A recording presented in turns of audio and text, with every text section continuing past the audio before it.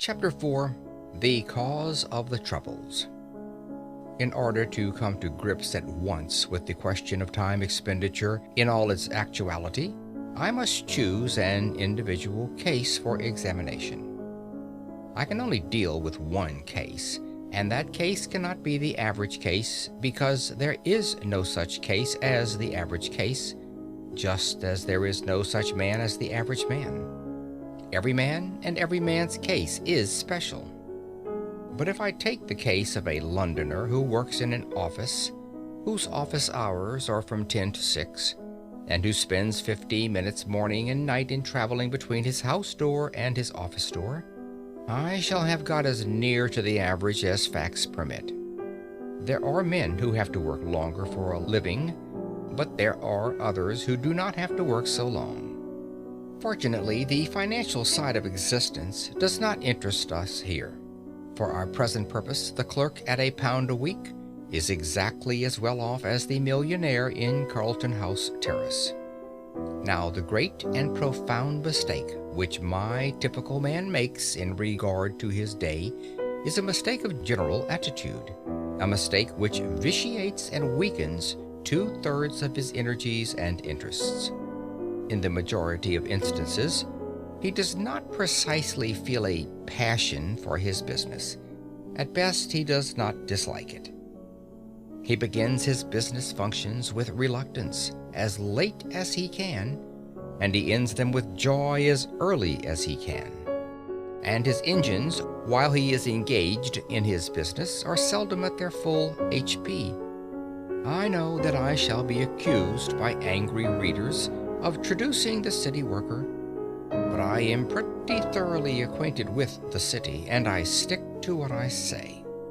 Yet in spite of all this, he persists in looking upon those hours from 10 to 6 as the day, to which the 10 hours preceding them and the 6 hours following them are nothing but a prologue and epilogue. Such an attitude, unconscious though it be, of course kills his interest in the odd 16 hours, with the result that even if he does not waste them, he does not count them. He regards them simply as margin. This general attitude is utterly illogical and unhealthy, since it formally gives the central prominence to a patch of time and a bunch of activities which the man's one idea is to get through and have done with. If a man makes 2/3 of his existence subservient to 1/3, for which admittedly he has no absolute feverish zest, how can he hope to live fully and completely? He cannot. If my typical man wishes to live fully and completely, he must, in his mind, arrange a day within a day. And this inner day, a Chinese box in a larger Chinese box, must begin at 6 p.m. and end at 10 a.m. It is a day of 16 hours.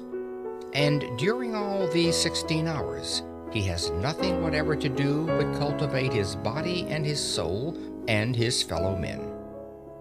During those 16 hours, he is free. He is not a wage earner. He is not preoccupied with monetary cares. He is just as good as a man with a private income.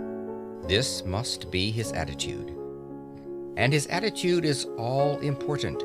His success in life, much more important than the amount of estate upon what his executors will have to pay estate duty, depends on it. What? You say that full energy given to those 16 hours will lessen the value of the business 8? Not so. On the contrary, it will assuredly increase the value of the business 8. One of the chief things which my typical man has to learn is that the mental faculties are capable of a continuous hard activity. They do not tire like an arm or a leg. All they want is change, not rest, except in sleep. I shall now examine the typical man's current method of employing the 16 hours that are entirely his, beginning with his uprising. I will merely indicate things which he does and which I think he ought not to do, postponing my suggestions for planting the times which I shall have cleared, as a settler clears spaces in a forest. In justice to him, I must say that he wastes very little time before he leaves the house in the morning at 9:10. In too many houses he gets up at 9, breakfasts between 9:7 and 9:30, and then bolts. But immediately he bangs the front door, his mental faculties, which are tireless, become idle. He walks to the station in a condition of mental coma. Arrived there, he usually has to wait for the train. On hundreds of suburban stations every morning, you see men calmly strolling up and down platforms while railway companies unblushingly rob them of time, which is more than money. Hundreds of thousands of hours are thus lost every day simply because my typical man thinks so little of time that it has never occurred to him to take quite easy precautions against the risk of its loss. He has a solid coin of time to spend every day, call it a sovereign. He must get change for it, and in getting change he is content to lose heavily.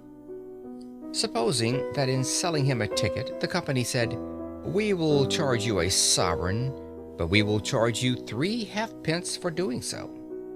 What would my typical man exclaim? Yes, that is the equivalent of what the company does when it robs him of 5 minutes twice a day. You say I am dealing with minutiae. I am. And later on I will justify myself. Now, will you kindly buy your paper and step into the train? End of chapter 4.